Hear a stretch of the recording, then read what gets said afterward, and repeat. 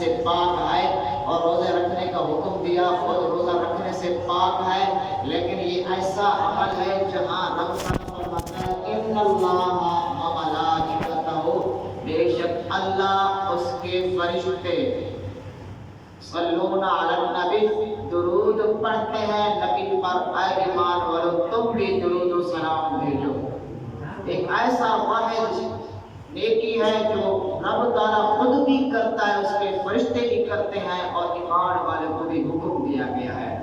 غفلت نہ کریں۔ الصلاۃ والسلام علیکہ یا رسول اللہ، الصلاۃ والسلام علیکہ یا حبیب اللہ، الصلاۃ والسلام علیکہ یا رحمۃ للعالمین۔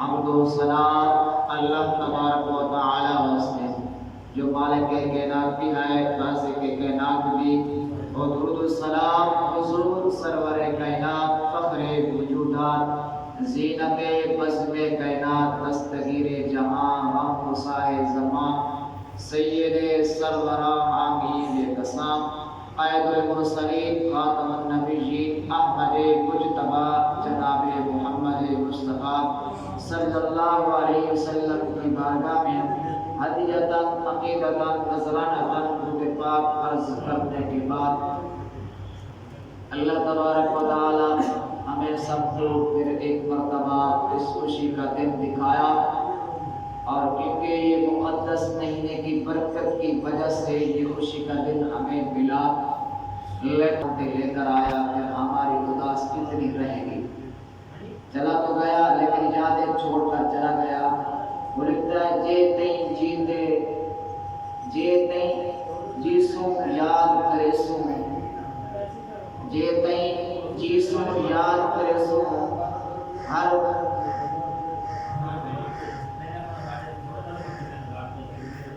جے تئیں جیسوں یاد کرے سوں، برکتا ماہ رمضان دیاں، امت نبی پہ نازل ہویا، رحمت رب رحمان دیاں۔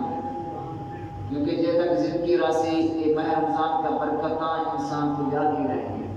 جے تئیں جیسوں یاد کرے سوں، برکتا ماہ رمضان دیاں، امت نبی پہ نازل ہویا، رحمت رب رحمان دیاں۔